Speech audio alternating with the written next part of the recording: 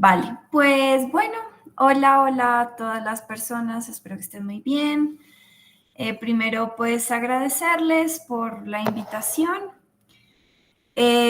Por si acaso, para quienes no me conocen, mi nombre es Jessica Zapata, soy de Bogotá. Y nada, pues llevo, diría que algunos buenos años en debate y pues espero que, bueno, poder traerles algo de esa experiencia aquí. Este va a ser un taller, creo que principalmente dedicado a personas juezas. Entonces voy a compartir mi pantalla y vamos a iniciar. Creo que ahí se ve, wow, cómo ha avanzado Meets. Antes no era así, pero bueno, excelente. Bueno, nada, antes de iniciar, primero, perdón por no hacer diapositivas. No significa que no preparé nada, sí preparé, solo que es que ya trabajo y ya no me da el tiempo, entonces solo lo puse en un drive. Si quieren luego el link a este drive, con mucho gusto se los va a compartir y pues para que lo puedan acceder. Entonces, como me pidieron, este es un taller sobre evaluación de comparativas y criterios de adjudicación y por eso les decía que es un taller más pues dedicado a personas juezas. Aunque debo hacer un paréntesis que creo que es algo que siempre digo y es que creo que cuando uno debate, o al menos yo siento que mejoré significativamente como debatiente, cuando aprendí a juzgar correctamente, ¿no? Y entonces, Low Key también puede ser un taller para debatientes, ¿no? Para que entendamos cómo piensa la persona que está al frente escuchando nuestro caso, cómo va a discernir en escenarios en los que nosotros no le damos criterios para discernir, etcétera.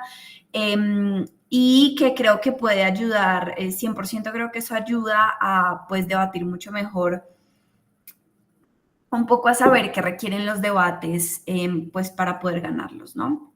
Al final, debate es un juego, ¿no? Y si sabemos cómo jugar ese juego, pues podemos hacerlo suficientemente bien, ¿no? Entonces, bueno, con eso vamos a iniciar. Por favor, siéntanse libres de interrumpirme, de poner, no sé si ponen algo en el chat, aquí en la vista que tengo lo voy a ver, pero por si acaso como que levanten la manito o abran el micrófono, no tengo problema con que me interrumpan. Nada, pues la idea es que el taller les sea útil. Entonces, iniciemos. Bueno, evaluación de comparativas y criterios de adjudicación es algo realmente muy amplio. Así que la forma que quise darle a este taller es más o menos criterios que se usan para discernir comparativas, que entre ellos pues hay por supuesto una sección de criterios de adjudicación sobre cómo valoramos qué es más importante en un debate, pero lo que quise poner aquí fue una serie de criterios que simplemente deben aprender a usarse de forma correcta para discernir comparativas, ¿no?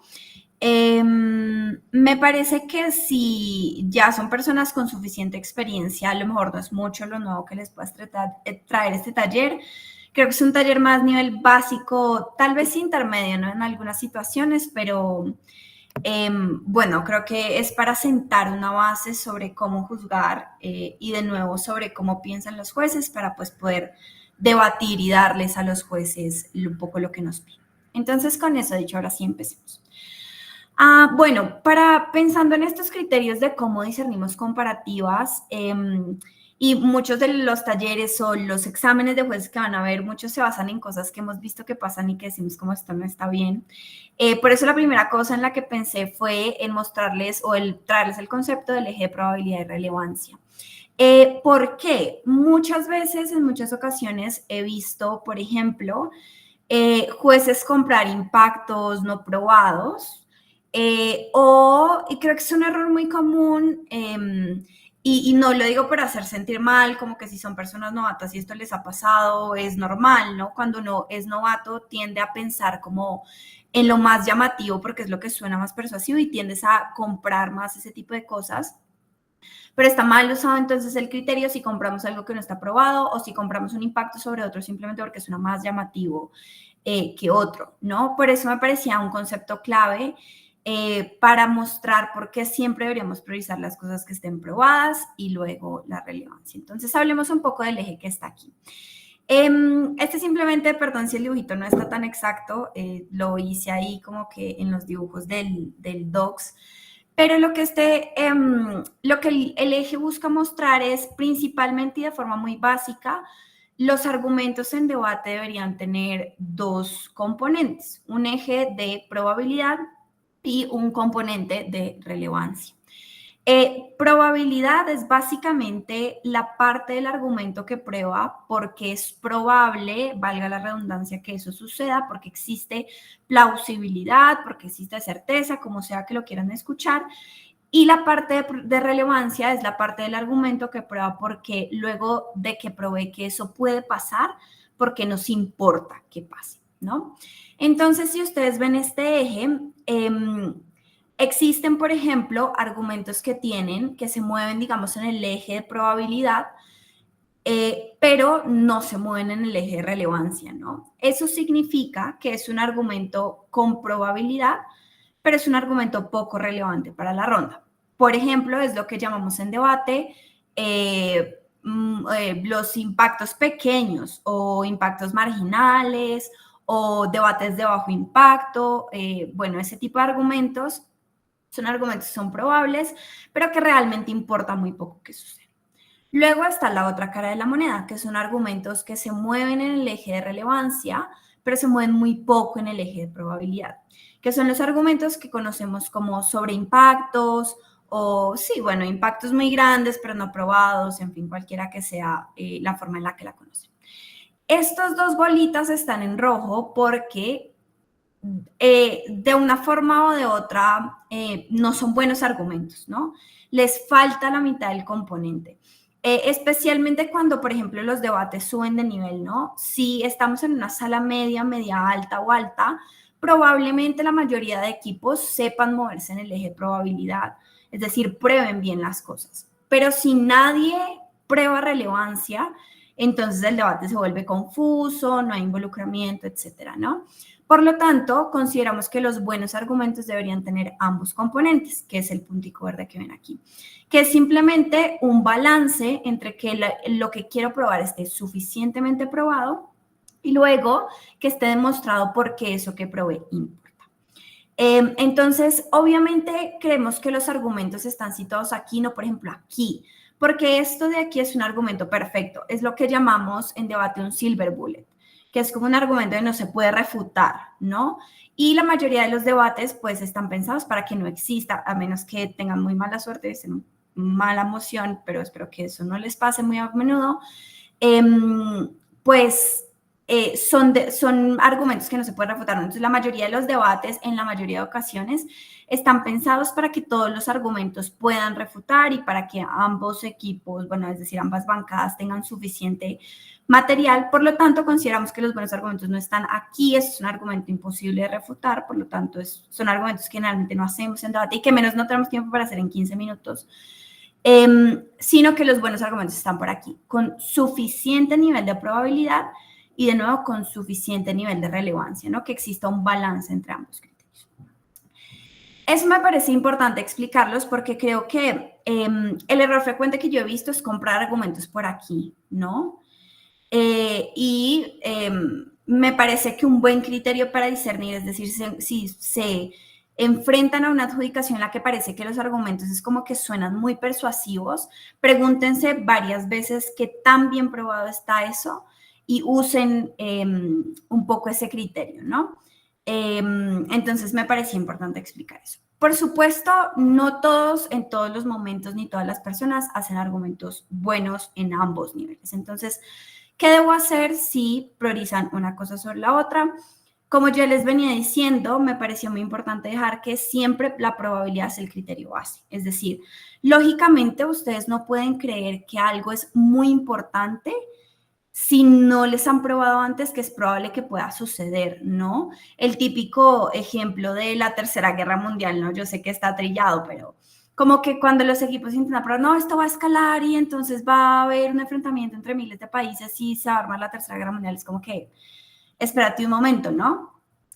Si estás intentando probar un impacto por acá, ese impacto necesita más explicación, es decir, mayor, como necesitamos conseguir un balance. El punto es que si yo quiero probar un impacto por aquí en relevante, pues tengo que meterle a la probabilidad mucho más, ¿no? Por lo tanto, siempre primero piensen que la probabilidad es su criterio base. No pueden comprar algo si es que no está suficientemente explicado. Y por supuesto, piensen que, como les decía, se trata de conseguir un balance, ¿no? El equilibrio. Entonces, sí, obviamente, pues para un impacto pequeñito, pues requiere menos probabilidad, pero bueno, es un argumento más relevante. Pero duden de esos argumentos que les presentan como que impactos muy grandes, porque entonces son impactos que requieren mucho más análisis para probarlos y es muy probable que los equipos se los hayan dado, ¿no? Entonces, si es que tuvieran en escenarios no ideales que preferir uno de estos dos criterios, prefieran siempre la probabilidad. Y aquí me parece algo muy importante explicar que es, pues, la probabilidad muchas veces es cosas como, es realmente la calidad de la explicación, ¿no? No es, dio 25 mecanismos y el otro 3. No es, este mecanismo me gustó más que el otro o cosas así, ¿no? Sino es la calidad de la explicación, sean justos con qué probaron los equipos, sean justos si la lógica de esos mecanismos efectivamente lleva a una conclusión. A eso se refiere calidad de la explicación y a eso determinamos si algo está bien probado. Y aquí adicional quisiera hacer dos clarificaciones. Lo primero es nuestra responsabilidad como jueces determinar qué prueban los equipos. Por ejemplo, me ha pasado en muchas situaciones que le dices, como que le prometes al juez, te voy a probar que va a haber una guerra en Rusia. Bueno, qué sé yo, cuando eso estaba de moda. Pero luego prueban que solo va a haber tensión, ¿no? Y hay muchos jueces que castigan al equipo, es como que pierden porque me prometió que iba a probar eso, pero no lo probó. Es cierto que el equipo se autoimpuso una carga de la prueba, claro, y que a lo mejor su caso suene menos persuasivo porque se impuso una carga de la prueba y no la completó, ¿no? Un poco llegó como que hasta aquí, digamos, hasta las tensiones. Pero también es nuestra responsabilidad como jueces determinar qué probó efectivamente. Eso no significa que ese argumento no probó nada, porque no nos prometió porque no probó lo que nos prometió que iba a probar. Eso significa que ese argumento probó algo menos importante o que probó un impacto menor que lo que nos prometió que iba a probar. No significa que no probó nada. Por supuesto, no es persuasivo o no es tan persuasivo como si hubiera probado el impacto que nos prometió. Pero eso no significa que deberían castigar los equipos como si nunca hubieran probado nada, simplemente porque no probaron lo que nos prometieron, ¿no? Sino está entre nuestras capacidades determinar qué probaron. Ok, no compro que probó, por ejemplo, que va a haber una guerra, pero compro que se van a generar tensiones con Occidente. Y ese es el impacto por el que lo doy crédito al equipo y es el impacto que valoro. Incluso si el equipo no lo dice, incluso si el equipo no está diciendo mi impacto son las... No, incluso si el equipo prometió una cosa y no la cumplió, como jueces debemos tener la capacidad de darle crédito por lo que sí probó.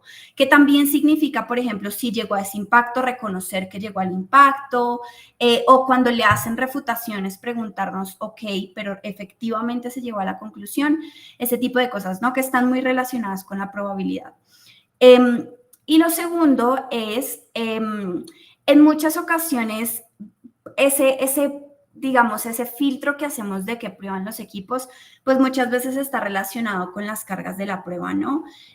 Con las cargas de la prueba que impone la moción, con las cargas de la prueba que se imponen a sí mismos, con las cargas de la prueba que otros equipos les imponen, que es básicamente aquello que debemos probar, ¿no? Una carga de la prueba es, estoy obligado a probar esto para conseguir mi objetivo. Estas cargas de la prueba, por supuesto, en algunas ocasiones afectan más la adjudicación que otras. Por ejemplo, en la que les hablaba antes, si yo me impongo una carga de la prueba gigante, entonces, si mi estrategia para ganar el debate dependía de cumplir esa carga de la prueba, pues me va a afectar mucho. Pero si no completé esa carga de la prueba, pero mi carga de la prueba fue media, como lo de las tensiones, pero no era mi estrategia para ganar y es un argumento suficiente, entonces puede no afectarme tanto, no es relativo. Pero, por ejemplo, afecta más en ocasiones en las que piensen en casos extremos, ¿no? Hay casos en los que, por ejemplo, la moción te dice, esta casa prohibiría X cosa, ¿no? Y primer gobierno dice, no vamos a prohibir, sino que vamos a regular. Bueno, en esos casos, por ejemplo, donde la moción te impone en cambio una carga de la prueba, es más importante en términos de adjudicación, ¿no? Si la moción dice prohibir, le está imponiendo a los equipos de gobierno la carga de prohibir, tienen que explicar por qué la prohibición se justifica, no tienen que explicar por qué la regulación, aparte que eso no va a ser excluyente con oposición, ¿no? Entonces, es decir, lo importante de esto es las cargas de la prueba nos importan como personas juezas, pero hay que verlas de forma matizada. No porque un equipo no cumple la carga de la prueba es caberto automático. Por supuesto, no cumplir una carga de la prueba puede afectar a un equipo, pero por supuesto hay grados en los que eso afecta a un equipo, ¿no? Puede hacerte perder una comparativa, puede hacerte perder dos, puede, incluso aunque no llenaste tu carga de la prueba, puedes ganar un debate, porque eso significa que los demás pueden haberla cumplido menos, ¿no? Entonces no es un criterio rígido, pero sí que nos sirve para saber, por ejemplo, que este equipo necesitaba probar esto, que tanto probó, ¿no? Que sobre todo esto de aquí me parece que es algo que los jueces no hacen actualmente, que creo que es algo que hacen los mejores jueces, ¿no? No solo escuchar al equipo y sí, si me dijo que iba a probar guerra, pues yo asumo que probó guerra, no. Somos también, pues somos votantes informados promedios, ¿no? No, ¿cómo se dice? Oyentes pasivos que solo absorben, no, sino somos, pues, como es una escucha activa y por lo tanto tenemos que estar en la capacidad de determinar que sí probaron los equipos y que no probaron los equipos, independientemente de lo que nos prueban, de lo que nos prometieron que iban a probar o lo que les tocaba probar, ¿no? Entonces, eso es sobre el criterio de probabilidad. Recuerden que siempre deberían priorizar probabilidad por sobre relevancia. La segunda parte sobre relevancia es, bueno, una vez el equipo prueba que algo es posible que suceda, un margen suficiente, pues tenemos que ver cuál es la conclusión a la que llega y por qué me importa o no me importa o me importa más o menos que otras. A eso refiere el criterio de la relevancia. Y de nuevo, aquí los equipos no siempre nos dicen, mi impacto es bla, bla, bla, bla, bla. Tenemos que estar a veces, y no significa completar, ¿no? No es que no, sí, yo creo que este impacto llegó a esto, importa mucho. No. Es tener la capacidad de absorber a dónde llegó y qué tanto alcanzó a probar, que está muy relacionado con pues, lo que les decía anteriormente. Y por supuesto la relevancia es algo que está pues relacionada a los criterios de ponderación, que es cuando los equipos eligen o no eligen decirnos qué importa más, ¿no? Es decir, esta es mi conclusión, te la entrego después de haberla probado y valórala de esta manera, ¿no? Con eso, pues me parece que se explica mejor con lo siguiente, que es hablarles sobre los puntos de choque métricas. Pero antes de pasar a lo de los puntos de choque, ¿hasta aquí hay alguna pregunta? Listo, súper. Asumiré que no. Entonces, en el eje de relevancia y en general cuando adjudicamos comparativas, es muy importante tener una visión de los puntos de choque o métricas. Honestamente, desconozco el público de este taller, pero por si acaso hay algunas personas novatas o algo así, todo refiere a lo mismo, ¿no? Los podrán escuchar clashes, puntos de choque, métricas, en fin. Sobre todo lo de las métricas está súper trillado, ¿no? La métrica de este debate es, bueno, ahí está. Que básicamente son los asuntos sobre los que se trata en un debate, ¿no? Sobre lo que discutimos, si algo es más efectivo o no, si algo está justificado en principios o no, si algo en cualquier edad, si protege a X población o no, si genera espacios seguros o no, si genera más apoyo, no, qué sé yo, cualquiera que sea el asunto, ¿no? Todo esto refiere a lo mismo. Los jueces, justamente en ese eje de relevancia, tenemos la responsabilidad de determinar cuál es ese choque, métrica o clash o lo que sea más importante del debate, porque los debates no se ganan por sobre todos los asuntos del debate, es decir, los equipos no están obligados a ganar 80 asuntos y 80 asuntos se dieron en el debate, sino están obligados a ganar el más importante que debería ser suficiente para ganar una ronda o una comparativa. Entonces, ¿cuáles son los criterios que usamos para determinar qué es más importante? Hay 4 que funcionan en esa escala, es decir, si no tienes el primero, pasas al segundo, si no tienes el primero, el segundo, pasas al tercero y así sucesivamente. ¿Cuáles son esos 4 criterios? El primero es cuando los equipos tienen un acuerdo explícito sobre qué es lo más importante de la ronda. Es decir, cuando los argumentos frecuentemente mencionan lo más importante de la ronda es proteger a las personas vulnerables, por lo tanto, bla, bla, bla. Y esto se repite de forma relativamente frecuente en los equipos. Sabemos que los equipos tienen un acuerdo explícito, están todos intentando hacer engagement o involucrarse con la misma cosa, por lo tanto, el juez sabe que hay un acuerdo explícito. Sería, por ejemplo, un grave error, perdón si el ejemplo es tonto, pero por si acaso, pues que en un equipo en el que en un debate en el que todos los equipos dicen lo más importante es las personas vulnerables, el juez diga no, me parecía que lo más importante es la efectividad, entonces adjudica con respecto a efectividad. No, los equipos te están dando un acuerdo y no adjudicamos el debate que creemos que debería ser, adjudicamos el debate que se da. Si ellos tienen un acuerdo sobre algo que yo pensaba que era irrelevante, bueno, ni modo, es lo que me toca juzgar. ¿Listo? Entonces, el primer criterio es tener un acuerdo explícito sobre qué es lo más importante del debate. El segundo criterio, porque debo decir que esto es muy ideal y en la mayoría de escenarios casi no pasa, es tener un acuerdo implícito, que diría que es donde se mueven la mayoría de los debates, ¿no? Que es, tal vez nadie está diciendo esto es lo más importante del debate, pero definitivamente, por ejemplo, los equipos construyen más sobre un asunto que sobre todos los demás. O sus impactos implícitamente, por ejemplo, dicen, las personas vulnerables sufren un montón y por eso hay que intentar protegerlas. Las personas vulnerables no tienen agencia, en cambio otras personas sí tienen, ¿no? Sus impactos parece que dicen que esto importa, ¿no? Y si el debate tiene un acuerdo implícito sobre que ese asunto importa, se involucran entre ellos y demás, pues es claro que hay un acuerdo sobre qué es lo más importante. Entonces adjudicamos sobre ese acuerdo. Si ninguna de estas cosas pasan, que también es un asunto frecuente, tenemos que adjudicar sobre lo que está más analizado, ¿no? Que puede verse de dos formas, ¿no? ¿Quién analiza más que una cosa importa más que la otra? O qué cosas están más analizadas en abstracto. Por eso enfatizaba en lo de la probabilidad, ¿no? Es muy importante aprender a definir qué sí está probado, qué no está probado, que es una habilidad muy fina, ¿no? En debates muy cerrados eso puede hacer la diferencia. Entonces, el siguiente criterio es, ¿qué demonios prueban más entonces, no? Si hubo alguien que hizo un esfuerzo mayor por probar que algo es lo más importante, entonces puede que eso sea lo más importante. Si los equipos, en cambio, como que colectivamente, o no colectivamente, sino que hay unas cosas, por ejemplo, hay una cosa en asunto A y otra cosa en asunto B, y no hay ningún criterio para definir, pero asunto A está más analizado, por lo tanto me parece más probable, por lo tanto más persuasivo que lo que está en asunto B. Entonces, como juez puedo usar asunto A para adjudicar esta ronda, ¿no? Que son escenarios no ideales, ¿no? O sea, ojalá los equipos siempre les digan cómo deberían adjudicar, pero bueno, desafortunadamente no siempre es así. Entonces, ese es el tercer criterio.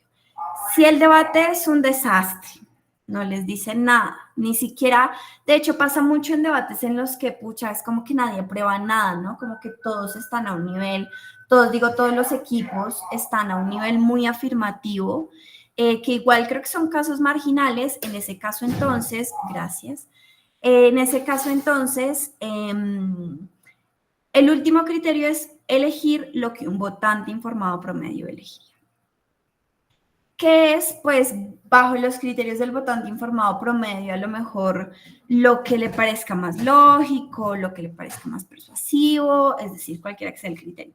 Pero es un criterio que permite muchísima más aleatoriedad, por supuesto, que los otros 3. Y noten que a medida que vamos bajando en la escala, pues es todavía más aleatorio, ¿no?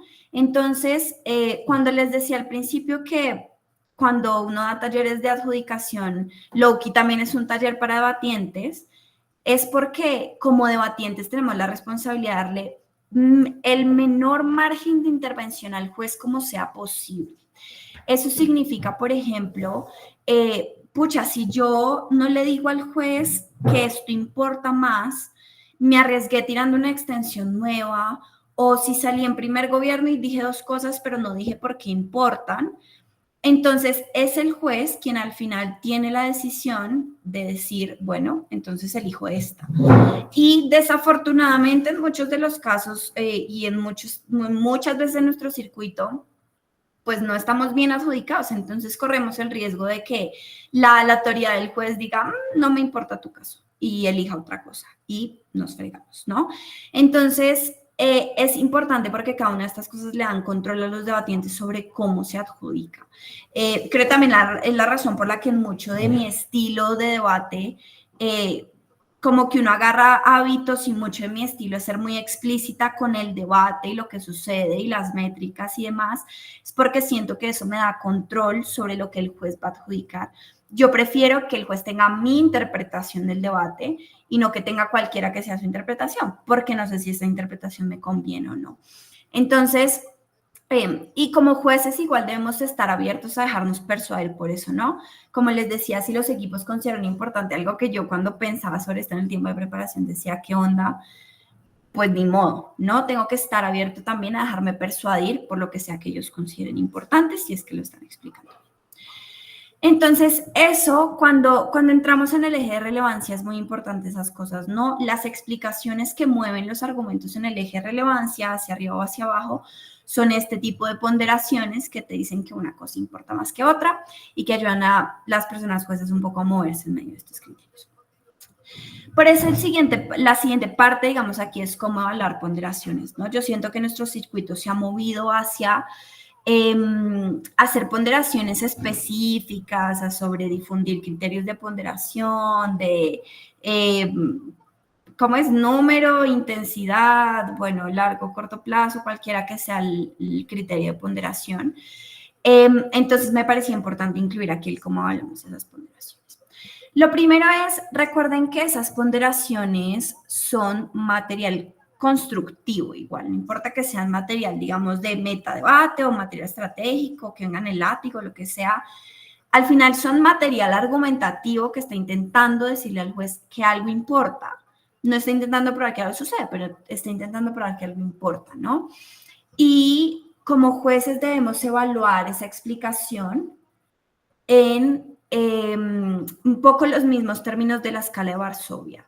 Esa explicación, o si quieren los mismos términos de cómo hablamos que algo está probado o no, ¿no? ¿Es esa explicación de calidad o es afirmativa? Es una explicación lógica, es una explicación que no tiene sentido.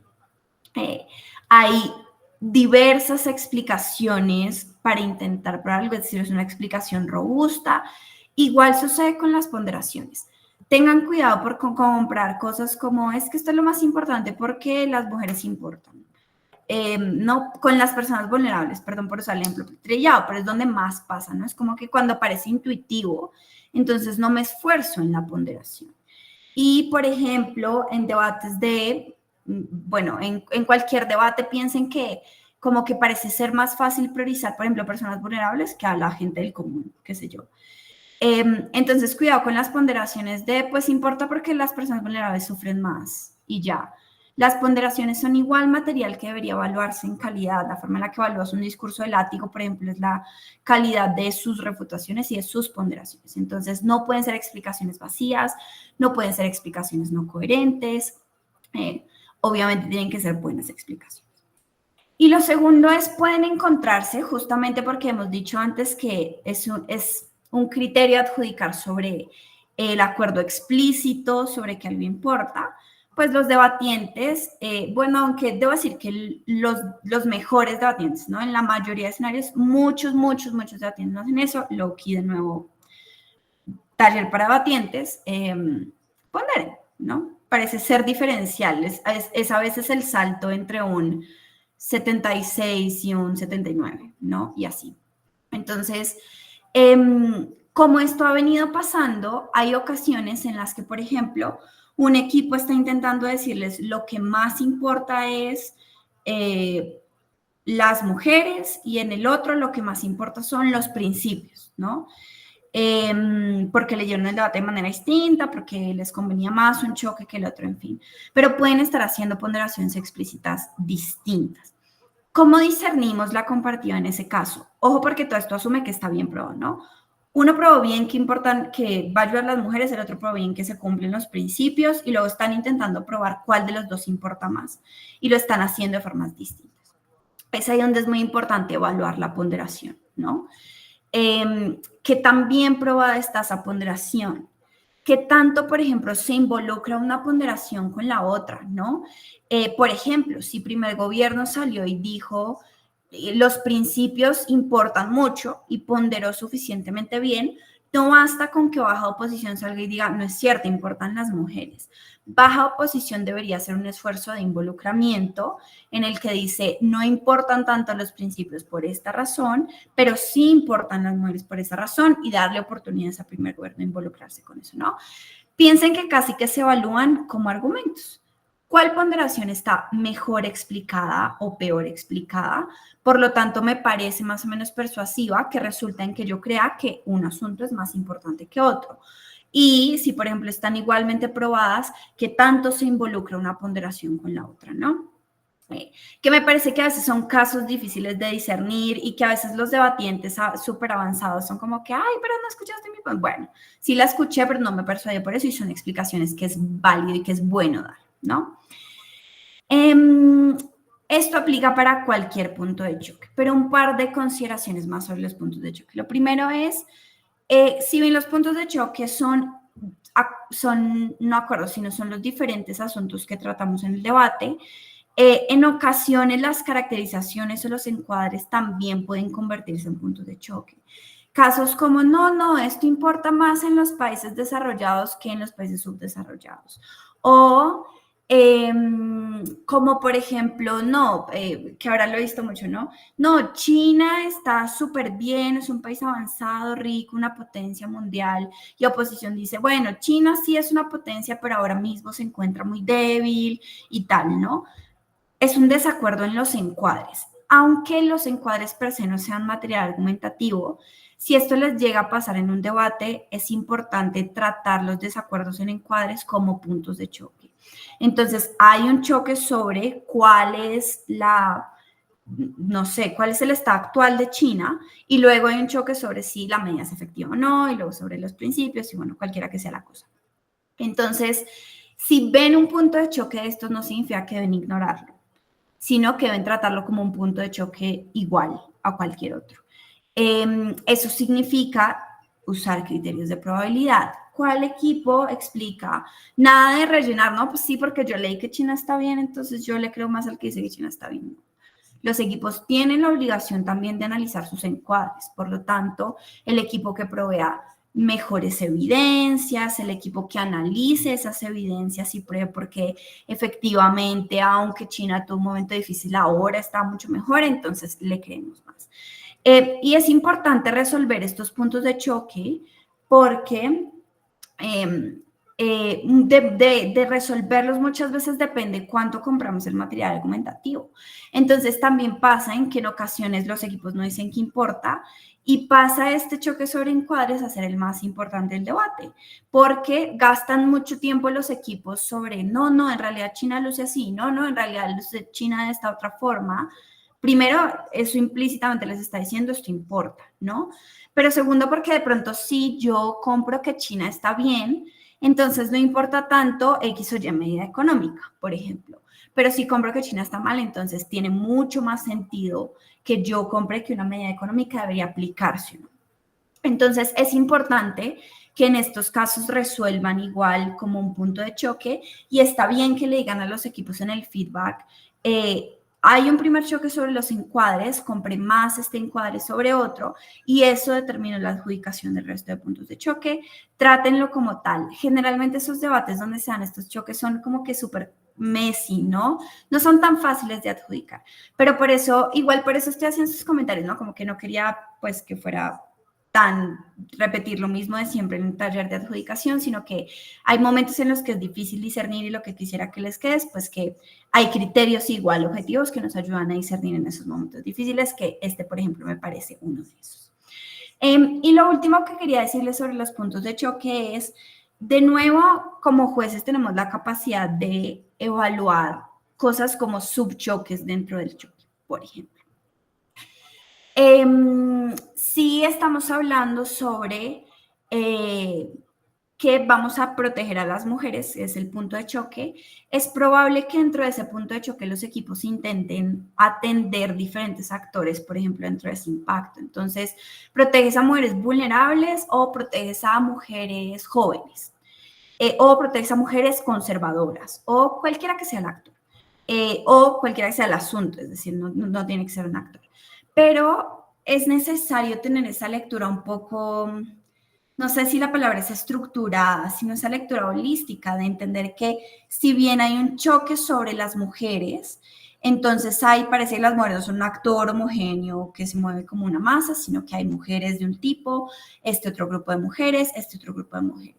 Y puede que unas mujeres sean más importantes que las otras y los equipos estén intentando probar eso. Entonces, a lo mejor Alta de Gobierno está ganando que protege a más mujeres del común, pero oposición está intentando decir, vale, las mujeres conservadoras pueden ser menos a las que lleguemos, pero el impacto es más intenso. Entonces parece que prioriza otro grupo de mujeres. Y como mujeres deberíamos, como mujeres, perdón, como personas jueces deberíamos estar en la capacidad de evaluar también ese tipo de complejidad.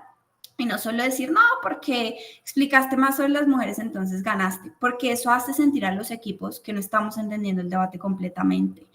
Entonces, tengan en cuenta que eso puede pasar. Pasa también, por ejemplo, cuando hay choques de efectividad y entonces un equipo dice, tu medida no es efectiva y luego mi medida es efectiva. ¿No? Y luego entonces oposición se defiende diciendo, no, mi medida sí es efectiva, pero tu medida no funciona. Y aunque ambos están hablando de efectividad, noten que hay como dos subchoques y hay que evaluar qué tanto un equipo probó que esta medida sí funcionaba o no funcionaba, y luego qué tanto probaron que la otra sí funcionaba o no funcionaba para tener luego una visión completa de la comparativa de efectividad. Entonces, simplemente creo que como jueces deberíamos tener la capacidad de no solo evaluar las métricas en general, por eso yo soy como acérrima opositora de cuando los equipos dicen como la métrica es las personas y luego hablan de cualquier cosa, porque no la usas, ¿no? Y el juez no le va a servir para nada. Más bien, aclárenle al juez, mira, hay un choque sobre efectividad, pero también estamos intentando explicar qué tanto no funciona esa medida y por qué la mía es mejor, y así es como ganan esos choques. Y si los equipos no lo hacen, pues como jueces deberíamos estar en la capacidad de entender esos matices dentro de los choques. Entonces, para cerrar aquí lo de puntos de choque, primero tengan la capacidad de diferenciar puntos de choque, que creo que es algo que solo se consigue con práctica. Vean debates, juzguen debates, intenten categorizar los debates en su cabeza. Este debate se trata de asunto 1, 2, 3, y cuando uno empieza a agarrar ese ejercicio, entonces muchas cosas más hacen sentido. Y una vez tengan la habilidad de entender o de organizar los debates un poco en categorías, entonces todo esto importa, ¿no? ¿Cuál de esas categorías importa más como juez y por qué le estoy dando valor a esa categoría sobre las otras categorías? ¿Qué pasa cuando los equipos me están intentando explicar que una categoría importa más que la otra? ¿Qué pasa cuando los encuadres se vuelven categorías? ¿O qué pasa cuando esa categoría que parecía amplia se vuelve categorías chiquiticas? ¿Y cómo evalúo eso? Esa lectura holística del debate me parece una de las cosas más cruciales para evaluar comparativas. Listo. ¿Alguna pregunta sobre puntos de choque, métricas o alguna otra cosa que haya dicho hasta este momento o también que no haya dicho hasta este momento? Ok, perfecto. Listo. Vamos a la última, no es la última parte, la penúltima parte, que es sobre involucramiento, ¿no? Si ven, como que hasta ahora vamos 3 bloques, ¿no? Un poco cuando yo pensaba en qué carajos pienso yo cuando evalúo una comparativa. Lo primero que pienso es probabilidad y todas las cosas que les expliqué. Lo segundo es pienso en términos de punto de choque, evalúo la relevancia de cada punto de choque. Lo tercero que creo en mi cabeza que deberíamos evaluar es el involucramiento. ¿Qué tanto los equipos chocan? ¿Cómo se responden? Si se dan o no puntos de información, si es que es cruzada o directa. Y cómo evaluamos como jueces la calidad del involucramiento. Entonces, hay casos en los que los equipos no se involucran porque eligen darles el trabajo difícil. Entonces, hay ocasiones en las que no se involucran, hay ocasiones en las que el involucramiento es muy bajo, pasa por muchas razones, ¿no? Porque leyeron el debate distinto, uno está hablando una cosa, el otro hablando otra cosa, ninguno se adaptó a lo que el otro pensó, entonces como que hacen su monólogo y cada uno habla de lo que quiere. Pasa porque tuve que gastar mucho tiempo reforzando mi caso y no tuve mucho tiempo a responder, es decir, pasa por muchas razones. ¿Cómo resolvemos situaciones en las que no hay involucramiento o el involucramiento es muy bajo? Lo primero, de nuevo, probabilidad. Pues, ¿qué demonios me convence más? Y cuando yo me pregunto qué me convence más es qué está mejor probado. Recuerden que ese es el criterio fundante. Si no creo que algo puede suceder, entonces de en adelante no me importa que sea relevante, que sea terrible, que vamos a evitarlo. No. Me importa que pueda creer que puede suceder en primer lugar. Ese es su primer criterio siempre. Entonces, en comparativas en las que no hay mucho involucramiento, usen el básico criterio de la probabilidad. Este equipo analizó sobre, perdón, es que este fin de semana tuve muchos debates sobre minorías, entonces tengo los datos de minorías aquí, pero cambiemos el tema. Un equipo analiza sobre, en un debate de política, por qué hay más eficiencia del sistema, y el otro porque hay más backlash, ¿no? Hacia cierta política. ¿Cuál me convence más? Si no están chocando, si no hacen muchos esfuerzos o esfuerzos muy mediocres de involucrarse, ¿cuál me convence más? Por lo tanto, está más probado que, o mejor probado más bien, que el sistema se vuelve más eficiente y que se pasan más políticas, o está más probado, mejor probado, más bien, que hay mucho backlash y resistencia, ¿no? Desde la gente o lo que sea. Lo que sea que esté mejor probado significa que es más persuasivo. Y esas cosas se explican en el feedback. Si es que como ambos equipos no están chocando, el criterio que usamos para determinar quién gana es el que tenía el impacto más persuasivo, más convincente, más probable, más certero, cualquiera que sea la palabra que quieran usar, pero usen ese criterio para discernir esa situación que puede ser difícil. Lo segundo es atingencia, ¿no? Cuando los equipos no hacen engage, pues entonces usamos esos criterios que les decía que hay que ver con matices como en las cargas de la prueba. Si este equipo tenía que probar que tenía que prohibir y no pudo probar completamente porque debería haber una prohibición, mientras el otro equipo, por ejemplo, en su carga de la prueba es porque no prohibir, o sea, por ejemplo, porque regular o demás, definitivamente fue más atingente, entonces podemos usar ese tipo de criterios, ¿no? Y no me acuerdo qué iba a poner aquí. Ah, ya, como respuestas. O como pre-respuestas, más bien. Ven que está incompleto, perdón. Y lo último es, cuando los equipos no se involucran, hay mecanismos que de forma implícita pueden estar respondiendo a otra cosa. Y de nuevo, los jueces no somos escuchadores activos, borregos que no piensan activamente en el debate, sino que estamos activos en el debate, ¿no?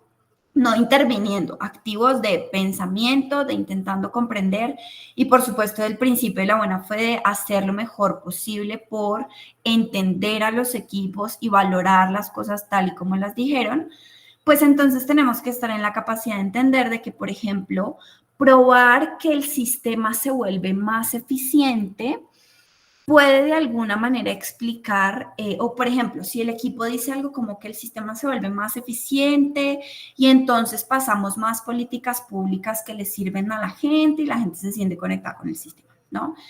Y oposición está diciendo hay backlash, hay backlash, hay backlash.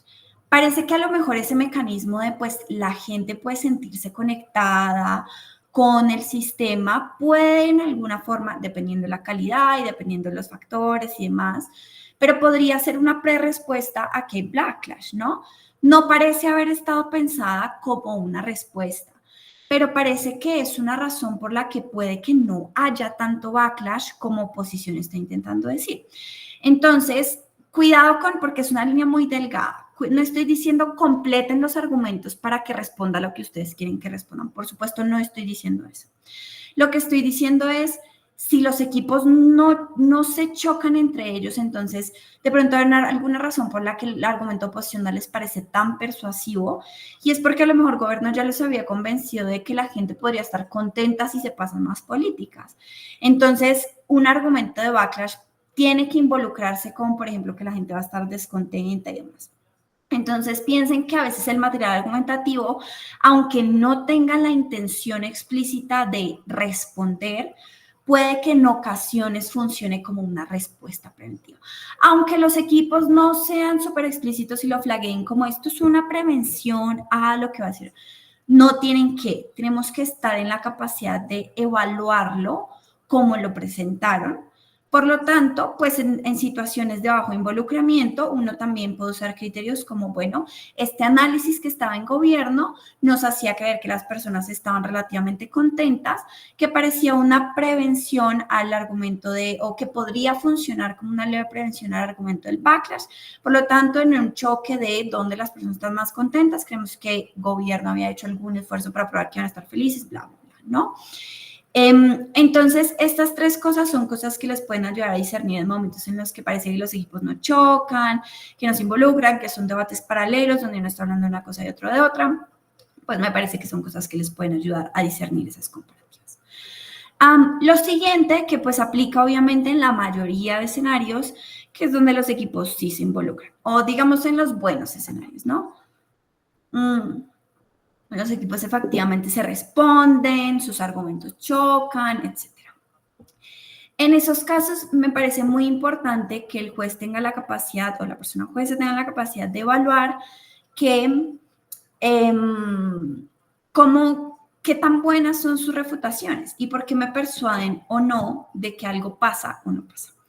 Y quería hacer como esta distinción entre cómo evaluamos una refutación que es simplemente mitigatoria y cómo evaluamos algo que es una refutación completamente efectiva. Entonces, piensen que las refutaciones, es decir, primero, no porque los equipos respondan a algo, significa que ya eso como que quedó anulado, murió, se dañó, ya no, ni modo. Porque pues es imposible que no te respondan cosas en un debate. Por lo tanto, es más bien evaluar sobre qué tanto daño hacen al material esas respuestas que estamos trayendo. Entonces, en muchas ocasiones, las respuestas son mitigatorias. ¿Qué significa eso? Que la respuesta me convence de que a lo mejor el mundo no era tan perfecto como gobierno estaba intentando probar. A lo mejor no me convence que en el 100% de los casos el sistema va a ser súper efectivo y entonces vamos a pasar un montón de políticas y los políticos se agarran de las manos y hacen acuerdos y entonces todo el mundo está contento y las políticas le sirven a todo el mundo. Eso fue lo que intentó probar el gobierno, una refutación mitigatoria. Me convence que el mundo no es tan perfecto, sino que, claro, las refutaciones mitigatorias, por ejemplo, son claro, pero en algunos escenarios los partidos van a tener mayorías y entonces los otros se van a sentir no incluidos. Pero en algunos escenarios la democracia es imperfecta, entonces no siempre el Congreso representa los intereses de la población. Ok, son refutaciones que te convencen de que el impacto no era tan bonito o tan bueno, tan grande como te estaban intentando presentar, sino que lo hacen pequeño.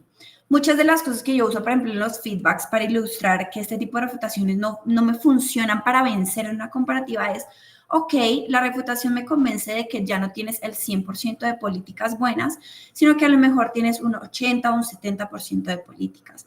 Pero esa refutación no me convence del impacto, no me descompensa, como que no evita que yo crea en el impacto en primer lugar. Es decir, yo le sigo creyendo al gobierno que efectivamente el sistema va a funcionar mejor que en la comparativa y que se van a pasar mejores políticas públicas que en la comparativa.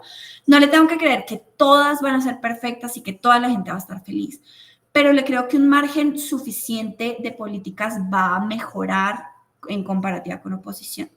Entonces, a lo que iba es muchas de las imágenes que yo uso es, esto no me hace creer del 100%, sino el 80%. O no me hace creer de esto en el 10 casos, sino en 8 o 7. Pero todavía sigo creyendo que el impacto puede suceder. Y eso les sirve a los equipos para entender como que, mi refutación mitigó, pero mi refutación no dañó la lógica de ese caso, no dañó el impacto que el juez ya estaba comprando. Entonces, lo primero es necesario aprender a diferenciar entre una refutación mitigatoria y una que sí funciona. Y lo segundo es también aprendan a presentarlo en el feedback, ¿no? A decirle a los equipos, esta refutación hizo esto, no es que la ignoré, no es que no dijiste nada, la entendí, pero para mí tuvo este efecto que no era el efecto que tú querías conseguir, ¿no? ¿Y cómo lucen las refutaciones efectivas en la comparativa? Primero, como les decía con las ponderaciones, como les decía con la probabilidad, son cosas que tienen sentido, que están bien explicadas, que son explicaciones robustas, que son explicaciones de calidad, etcétera, etcétera. Y segundo, son explicaciones que efectivamente logran convencerte de que algo no va a pasar, de que es muy probable que pase, de que es muy probable que no pase, de que pasa mejor en el lado contrario, de que si pasa no importa porque hay otra cosa más importante. Esas son refutaciones efectivas. Por ejemplo, en el ejemplo que les estaba dando antes, es el tipo de refutación que diría no vas a pasar más políticas, primero porque lo que va a pasar es que, no sé, digamos que es un debate sobre tener muchos partidos versus tener 2 partidos, qué sé yo. Porque lo que hace que tenga muchos partidos es que cada uno quiere presentar sus matices y entonces no llegan a acuerdos. Porque ninguno logra mayorías, entonces se dificultan las coaliciones y entonces es más lento pasar políticas. Esa refutación, en cambio, no me dice, no, van a pasar menos políticas o no van a ser tan buenas. Esa refutación dice, no van a conseguir esto en primer lugar. Esa es una refutación efectiva. Entonces, tenemos que saber diferenciar entre esos tipos de respuestas porque no cualquier respuesta es buena. Mucho ojo que esto lo escuché un montón ahorita, este fin de semana, que era como que refutar ejemplos o literal refutar palabras, que no solo es algo que escuché ahorita, sino es algo que he visto toda mi vida en debate, que es... dicen que la gente va a estar feliz, pues la gente no va a estar feliz. Segundo, dicen que usan el ejemplo de Alemania. Alemania no sirve porque así como que refutas cosas paralelas o cosas que no son como que la lógica central de un caso, sino como que frases que dijiste o la típica de que se ensañan con los ejemplos. No, ese ejemplo no funciona, no funciona. No importa, porque no es una refutación que está dañando la lógica del caso. Como juez debemos decir, o sea, yo siempre pienso, bueno, están perdiendo su tiempo, ¿no? Como que a la refutación que me sirve, si no la hizo, no me sirvió. Si yo ya estaba persuadida de algo y es una mala refutación, pues sigo persuadida de esa misma cosa. Entonces, no me sirve. Entonces, es bueno aprender a diferenciar entre una refutación que sirve, una refutación que mitiga, una que no dice absolutamente nada, como las que les acabo de decir, y poder decirle a los equipos, encontré esta refutación, funcionó por esto o no funcionó por esto. La valoro, pero no sirvió para ganar por esta razón. Y por último, en términos de involucramiento, pues me parecía muy importante poner cosas como, pues, momentos en los que el involucramiento es difícil, ¿no? Como la típica del home case, cuando, por ejemplo, vice líder saca algo completamente nuevo a lo que había sacado el líder de oposición, como algo que no era esperable, o cuando sacamos material nuevo, no necesariamente súper, como que algo completamente diferente, pero material nuevo en el bici, cómo se evalúan esas cosas. Simplemente, pues me parecía muy importante criterios como, pues, el involucramiento, ¿no? O sea, hay refutaciones o no refutaciones preventivas, hay respuestas, se le da o no se le da oportunidad a, por ejemplo, primer gobierno de involucrarse con ese material. Es decir, por ejemplo, líder de oposición enunció que eso iba a venir. Eso le dio una oportunidad a vice de prevenir eso. O le dio un punto de información, o bueno, cualquiera que sea la razón, ¿no? ¿Qué tanto margen de involucramiento hay? Y cuando no sean esos márgenes de involucramiento debe ser matizado, ¿no? Pues evalúe el incremento del estándar de persuasión. No es como que, porque mucho de lo que la gente hace es, no, salió en vice, entonces no lo tuve en cuenta. No. Incremento el estándar de persuasión, es decir, ya no tienes que hacer un esfuerzo normal para convencerme de eso, sino que para que yo crea que eso no es mejor que lo que trajo primer gobierno, si no le diste oportunidad de involucrarse, es mayor. Tienes que hacer un esfuerzo mayor por convencerme de que aquello que ya se ha presentado es peor que lo tuyo, ¿no? Entonces, de nuevo, pues de forma matizada, no es como que borro lo que vino en vice, ¿no? Sino evalúo el estándar, no evalúo, sino incremento el estándar de persuasión. Y si entonces los dos equipos hacen un esfuerzo igual, pues me convenzo por el que tuvo menos oportunidades de involucramiento, pues en casos donde no haya otra razón para decidir, ¿no? Donde ese material sea crucial para ganar la comparativa, pues veo qué tanto me convence ese material. Y ya, creo que eso es todo sobre el involucramiento. De nuevo, hasta aquí, ¿alguna pregunta, duda, queja, reclamo? Lo que sea.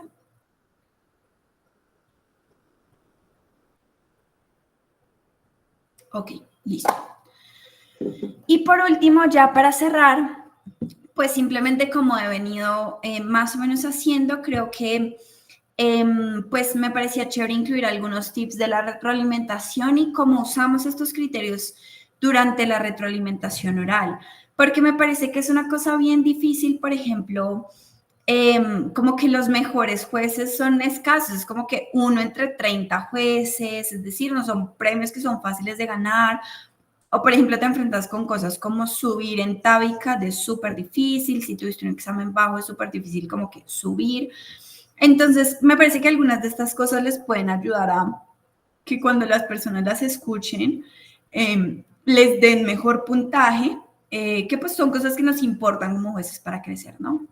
Entonces, lo primero es eviten a toda costa, como mucho de esto es criterios de adjudicación, es decir, cómo definir yo que una persona ganaba sobre la otra o un equipo ganaba sobre el otro. Eviten usar como percepciones propias, ¿no? Juicios personales. Es decir, si bien yo creía que un caso era, perdón, pero una vez piensa como que caso tan bobo, o sea, por ejemplo, me ha pasado mucho que era algo que quería decir en probabilidades y me olvidó. Cuidado con, traje 10 mecanismos, sí, porque soy una persona batiente súper persuasiva, entonces, ya, primer lugar. Y ese estaba probando algo súper tonto, como que, no sé, es que me pasó, pero me da miedo que descubran dónde me pasó y con quién me pasó, entonces mejor no voy a decir nada. Pero está, o sea, está súper bien probado, pero está probando a un impacto pequeñito. Como que muchos análisis, pero un impacto pequeñito. Y uno dice como que qué pendejada, ¿no? Uno piensa esas cosas, como que qué caso, como que impactan bobo. Obviamente no por ser ofensivo, sino que uno a veces dice, oh, esto no estoy entendiendo, esto no tiene sentido, esto sería tan fácil de responder. Obviamente una persona tiene sus juicios personales. Mucho cuidado con, en primer lugar, dejar que eso involucre la adjudicación. Para yo adjudicar debo tener un criterio no solo porque ese caso me pareció tonto, entonces cuarto, sino no prueba suficiente esto o prueba algo que es irrelevante y está demostrado que los otros equipos están probando cosas más relevantes, ¿no? Primero, obviamente, obvio, no lo puse aquí porque me parece obvio, evitar que sus juicios personales afecten la adjudicación. Pero segundo es, pues, no usen esos criterios personales en el feedback, porque los equipos van a sentir que ustedes los están adjudicando como se les dio la gana o que simplemente no ganaron porque a ustedes no les gustó el caso. Por ejemplo, el tipo de cosas de, no, es que sí presentaste esto, pero eso era muy fácil de responder. Por ejemplo, una oposición competente te hubiera dicho XXX y hubieras perdido. Entonces, por eso perdiste. Es como que, bueno, puede ser, ¿no? Pero no le digas eso en el feedback. Porque primero, esa no debería ser la razón por la que perdieron. Seguramente tienes mejores criterios que esos. Y segundo, los equipos se van a sentir bastante menos convencidos de un tercer o un cuarto lugar porque parece que el juez se los dio como quiso, que el juez adjudicó lo que le parecía y no el debate que se dio. Es mucho cuidado con incluir como que, ay, yo hubiera dicho esto, o es que me parecía que este era un mejor caso y por eso tu caso no me gustó. A uno le da rabia que lo adjudiquen así, entonces no digan esas cosas en el feedback. Aunque las piensen, no dejen que involucren su adjudicación y no se las digan a los debatientes. No, ya cuando les pidan feedback personal, entonces, mira, me parece que el mejor caso de gobierno hubiera sido este, pero eso no tiene nada que ver con el resultado. ¿Listo? Lo segundo es que me parece súper importante, el salto entre un juez de 7-8 y un juez de 10 es literalmente por tabla de Atenas. Una de las cosas que cambian entre sus puntajes es que tanta claridad hay con las métricas del debate durante la retroalimentación. Entonces, me he gastado una hora aquí diciéndoles cuando tienes una diferencia entre un choque o el otro, evalúalo así, usa este criterio para usar este criterio sobre el otro, bla, bla, bla. No es para que lo dejen en su cabeza, es para que se los digan a los debatientes. Hemos considerado en el panel que el punto de choque más importante de esta ronda es este, porque todos ustedes han hablado mucho sobre este, porque todos sus impactos atendían a este, porque hay más desarrollo sobre este, porque todos los impactos atendían a las mujeres, entonces consideramos que las mujeres eran lo más importante del debate. Usen los criterios de adjudicación en la retroalimentación. Y luego, entonces, si como hemos considerado que esto es lo más importante, entonces empecemos. Primer gobierno dice esto, alta oposición dice esto. En el choque más importante de la ronda hay A, B, C, entonces por eso este equipo gana. Luego, claro, hay material sobre el backlash, pero si bien, por ejemplo, primer gobierno podía ganar ese choque o no hay suficiente material para diferir ese choque, o también lo gana oposición.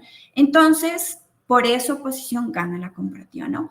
Usen los criterios en el feedback. Esa literalmente es la diferencia entre un juez de 8 y un juez de 10.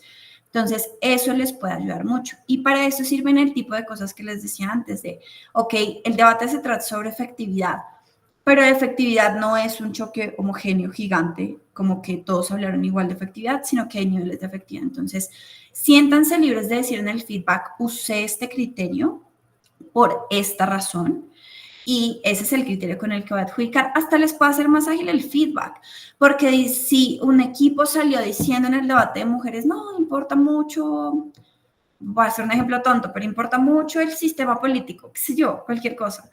Entonces, cuando ustedes pensaron, ay, señor, qué caso tan bobo, no le digan al equipo, tu caso es bobo, díganle, el caso era menos relevante porque el debate había acordado que lo más importante es las mujeres y este se alocaba en un punto de choque o se localizaba en un punto de choque que es menos relevante. Por lo tanto, hacía el caso menos relevante que este otro caso, ¿no? Úsenlos porque van a hacer la diferencia, van a ayudarles a agilizar la retroalimentación, van a convencer más a los equipos, van a mostrar que ustedes tienen una lectura holística y sistémica del debate, y bueno, yo creo que sí va a tener una diferencia en sus puntajes. Lo siguiente es, pues, enumeren criterios por comparativa. Por ejemplo, cuando yo digo, el choque de efectividad lo gana oposición porque oposición me persuadió más de que esta cosa pasaba, pues no es tan persuasión, ¿no? Tal vez esto es algo personal, pero a mí sí me gusta como que el primer criterio es que probabilidad. Esto estaba más analizado que el otro, entonces estaba más persuadido este impacto. Segundo criterio, las respuestas no me parecen suficientes por esto. Tercer criterio, cualquiera, no se me ocurre ahora otro, pero enumeren criterios para decirle a los equipos, ganaste o perdiste por esto, valore esto. Esto fue lo que me hizo decir, ganó o perdió. Y van a, pues, de nuevo, le da claridad al feedback y como que convence un poco más a los equipos. Al final también es un arte de persuasión, ¿no? Es decirle al equipo, perdiste, pero tengo que convencerte de que efectivamente perdías. Entonces también hay, pues, algún tip de persuasión, digamos, con respecto a eso. Lo cuarto es, valora, perdón por el typo, el material de respuesta en la retroalimentación. No significa que tienen que mencionar cada refutación que dio látigo. Especialmente cuando es esos látigos que responden esta cosa, no, esta cosa, no, esta otra. No tienen que mencionar todo. Pero denle algún valor al material de respuesta, ¿no? Sí encontramos, como les decía antes, sí encontramos unas respuestas con respecto a esto, pero no me persuadieron por esto. Entonces seguía convencida de que este impacto sucedía. O si bien no hay, por ejemplo, material constructivo en este choque, hay unas muy buenas respuestas que logran ganar este punto de choque, bla, bla, bla. ¿no? Valoren el material de respuesta en la retroalimentación, porque el debate no solo es material constructivo, sino, por supuesto, refutaciones, ponderaciones y demás. Y lo último en la retroalimentación es traten las comparativas de forma individual. Y pues en la adjudicación en general, ¿no? Cuidado con juzgar por arrastre, como que alta de gobierno salió y fue muy regular y alta oposición le estaba ganando, y luego baja de gobierno como que hace la versión mejorada del caso de alta de gobierno y le gana alta oposición. Y entonces uno se preguntaba, pues ¿no será que alta de gobierno también le ganaba alta oposición? No, no, no. El material de baja de gobierno es crédito de baja de gobierno, así sea el mismo caso presentado mejor. Es crédito de baja de gobierno, no de alta de gobierno. Entonces, cuidado con juzgar por arrastre y demás, pero pues tampoco hagan eso en el feedback, ¿no? He visto muchos jueces que hacen cosas como que no, pues es que en la comparativa de gobiernos, ¿no?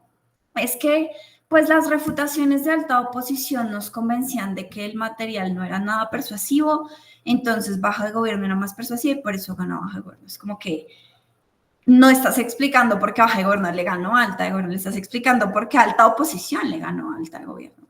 Entonces, traten en el feedback también las comparativas de forma individual.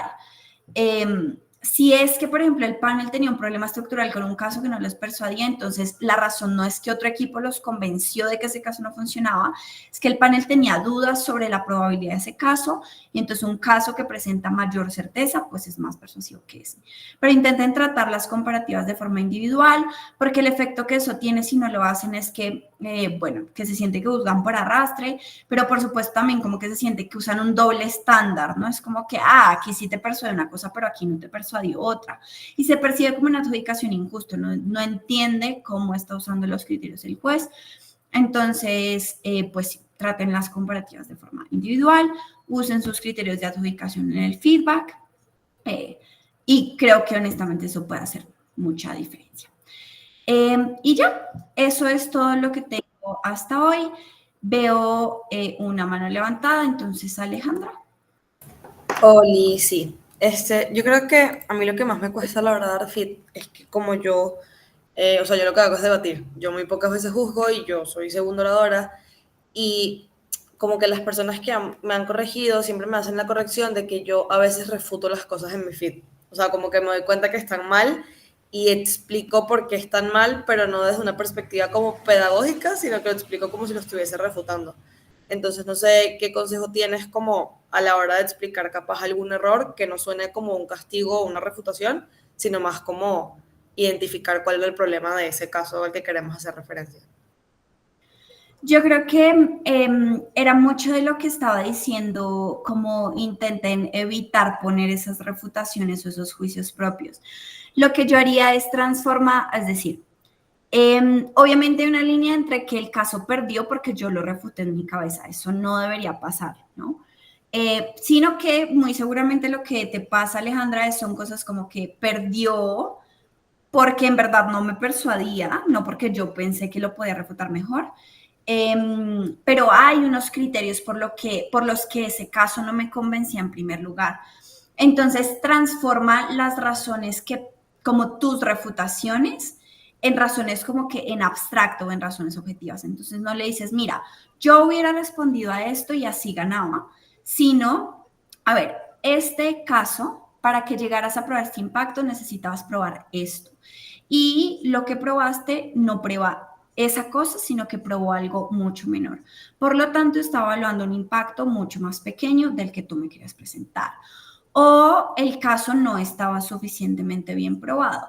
O también usar las respuestas de otros equipos, no las tuyas. Usar literalmente, por ejemplo, las palabras de los equipos, ¿no?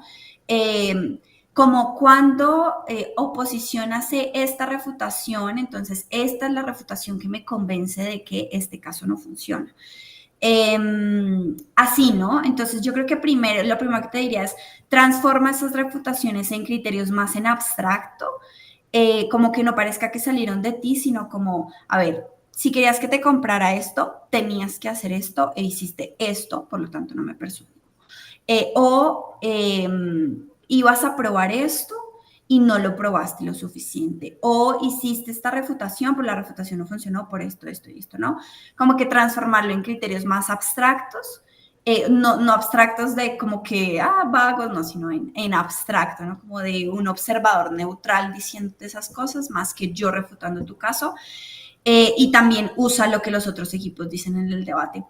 Por ejemplo, cuando yo a veces, por ejemplo, explico las diferenciaciones, como que la bancada en un feedback, uso los criterios que Látigo usó para diferenciarse. Entonces, como que tenía estos 3 criterios, este no me persuadió tanto, pero este sí me persuadió porque efectivamente lo vimos aquí y acá.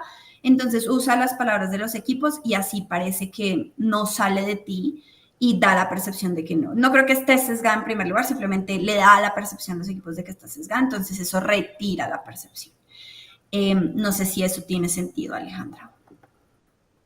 Sí, o sea, yo creo que lo que he intentado hacer es sacarme como un poco ese chip de qué refutaciones haría yo y escuchar qué refutaciones están haciendo para hacer como más referencia a esas que a las que haría yo en tal caso, pues. Sí, total. Y otra cosa como que se me ocurre ahora es, no piensen en el debate mientras, por ejemplo, están en el tiempo de preparación. A cualquier otra cosa, porque eso sí que sesga, ¿no? Uno, yo qué sacaría, entonces estoy esperando este caso y estoy esperando que respondan así, qué buena esta línea, y nadie la sacó, entonces este debate estuvo malo. No piensen en absoluto en el debate en el tiempo de preparación, hagan cualquier otra cosa y entrar casi que como comillas tabula rasa al debate también funciona, ¿no? A evitar tener juicios propios que se sobrepongan como que a los objetivos. Y ya. ¿Alguna otra pregunta, duda, queja, reclamo, lo que sea? ¿Todo bien? Bueno, súper, pues entonces nada,